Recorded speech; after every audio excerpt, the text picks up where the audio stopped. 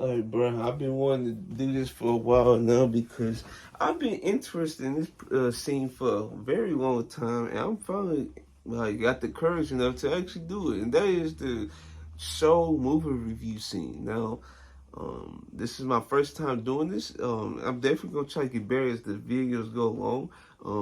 I know this going. I'm trying to see how long this going to run because it's not a long show. But it's like I definitely have to get into it. Like I gotta freaking see what I can do. So yeah, the show I will be reviewing is Invincible. It's an animated TV series about a, a young, 17-year-old trying to have more control over his powers and stuff like that. Now, my first anime I ever watched was Dragon Ball Z. Okay, do not do it. Okay, bro, I understand, bro. Okay, I understand. Dragon Ball Z is probably not everybody's cup of tea, and probably I'll get clowned for doing that, right? So, yeah, Dragon Ball Z, I don't remember like a couple parts of it. And it's probably big parts if you remember. But yeah, I remember the Frieza saga. I remember that saga lasted a very long time. Should have ended quicker, but Goku, he went through his stuff. He had to recover from injuries, suffer from the Ginyu Force. Then Vegeta, he tried his best. He got whooped. Piccolo, he tried his best. He got whooped by the second form of Frieza or something like that. Then here come Goku doing the third phase. Then he made him mad and he turned Super Saiyan. Then I remember the Cell saga when Cell he went through a couple transformations, but first we had to go through the androids first, and he needed to absorb like at least two of them to gain his superior form. He ended up doing that, and then he had this thing called the Cell Games where he would just take on anybody. So then when the actual fighters got there, like Goku, Vegeta, Gohan, and stuff like that, Goku and Cell went off, and then all of a sudden Goku just decides to quit. Like folks just looking at him like, what are you doing? Like, but he let his son go. Then his son really was just holding back. Really didn't put out his best effort. Basically doing the same thing Goku did, but it just took a point where Cell said he had enough, and he just decided to let out his lit minions just go crazy on the rest of the fighters like Goku, Piccolo, Vegeta. I forgot Vegeta's son name. And yeah, I'm trying to see what else happened. Then that's when Gohan turned Super Saiyan 2, and then that was it.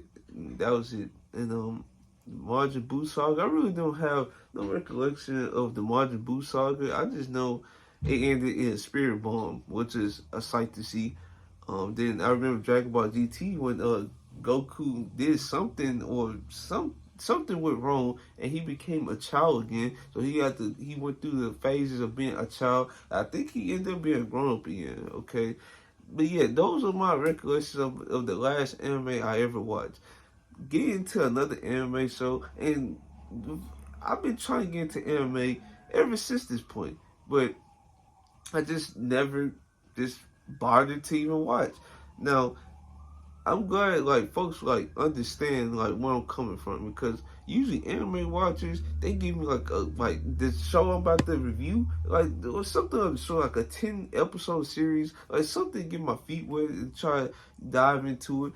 And then see if you like it or not to actually watch the big animes like Attack on Titan, Naruto, stuff like that. So yeah, I don't know if I'm gonna get into those, but if I do, I'm gonna review just the same as Invincible. But yeah, let's go ahead and get into the review of Invincible.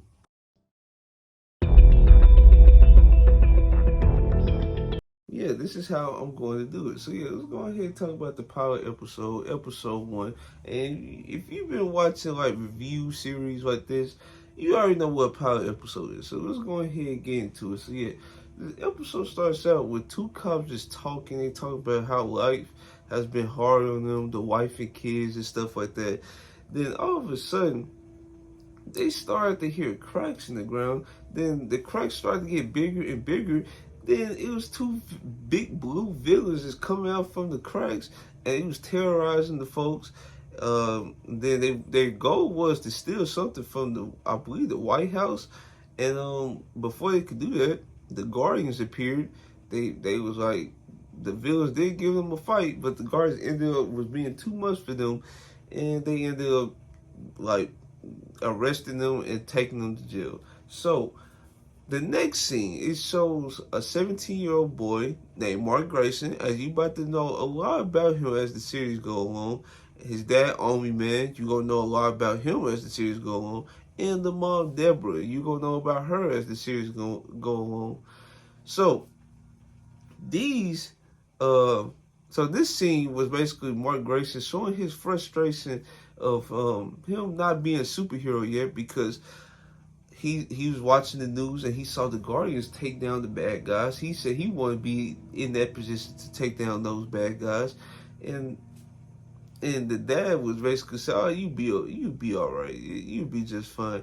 And Mark Grayson, he was like so anxious to do superhero stuff and stuff like that, and it just wasn't coming along. So I believe throughout a point in this episode, he was working his job. All of a sudden, he was asked to take out the garbage, and he all of a sudden launched the garbage all the way to the sky, and that's when he found out that he finally triggered his superpowers.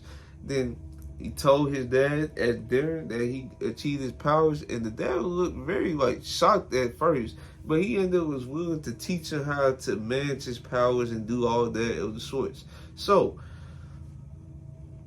they went.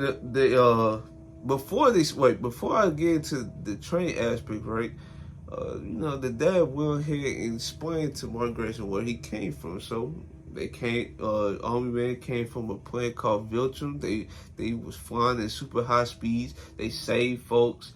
Army Man was sent to Earth to protect the people of Earth, and do superhero things. And that's where he met Deborah, Army Man's wife and Mark Grayson's mom. And they went ahead, got married, they had a long relationship, and they ended up having Mark Grayson. So, and then Mark Grayson, they flashed it back to where he was a child, which I actually liked it, because that's how you keep into it. You show flashbacks. So yeah, like I was saying, they were showing the flashbacks and stuff, and then we go into their training session, Mark Grayson and Army Man, and then Mark Grayson was having a hard time with the training. He was having a hard time steering himself in the air. I believe this was also the episode that Army Man wanted him to like show more like fearlessness and actually like don't take it easy. Don't take it easy and stuff like that, and actually have more precise punches. And this is where Army Man missed the punch or something. I mean, not Army Man. This is where Mark Grayson, I think he had missed or he connected, and that's what Army Man just decided to just give him a good one in the stomach. And the mom did not appreciate that whatsoever. So he had to apologize, and then they had to pick up their train some other time. So So yeah, this is where the whole story was built around up to this point right here in the final scene of episode 1. So the Guardians, they was talking amongst each other. They was talking about being a superhero, being what they did, what's ahead. And all of a sudden, Army Man just come out of nowhere and just start taking them out one by one, and yeah, they ended up dying, and Army Man sustained some pretty significant damages himself. So yeah, and they have to figure out who did this, or who would want to do this, and all this crazy stuff. And this is where this series, like I said, it's gonna be built around and who killed the Guardians. And as you about to witness, we about to witness the process of how they got to the point, or how they found out of who killed the Guardians.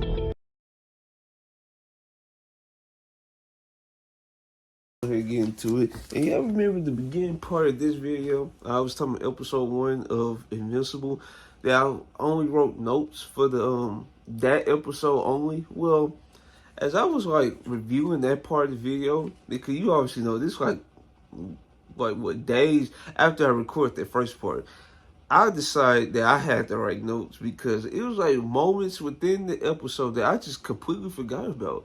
And that's why I'm here today. I wrote more notes. I still have more notes to, still write because I want to get this video out. And I'm trying to make sure this is like, I won't say perfect. I won't even say close to perfect. I just want it to be good enough to have like a foundation, like I told y'all, something to go off of. So that's why I'm here, and let's go ahead and get into it. Y'all remember at the end of episode 1, Omni-Man ended up attacking the Guardians, and he ended up getting hurt in the process. So this episode, it starts out with him in the hospital. His wife Debbie was worried about him.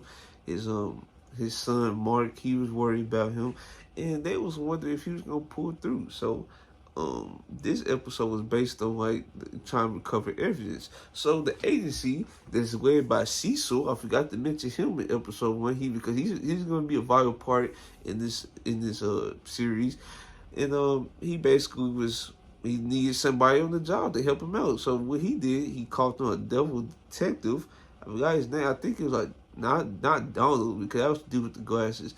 But yeah, it was a devil detective that got him from where he came from, and he wanted him to like get some evidence on like what happened, and so this episode was based on who did it, and like what's the evidence behind it. So Mark, throughout this episode, was like having a really tough time, being a superhero, because this was like really his first time trying to be the man and trying to, carry on his family name. And he was doing like a poor job at it. Like he was getting beat up left and right, and he was just going through the phases of being a superhero, because this was his first time ever doing stuff like this. And this was like like a couple days after he got his powers. So yeah, it was just so much for like a 17-year-old boy to, put on his shoulders. So in this episode, we meet the new Teenage Guardians. And the most important people that's going to be in this new Guardian cell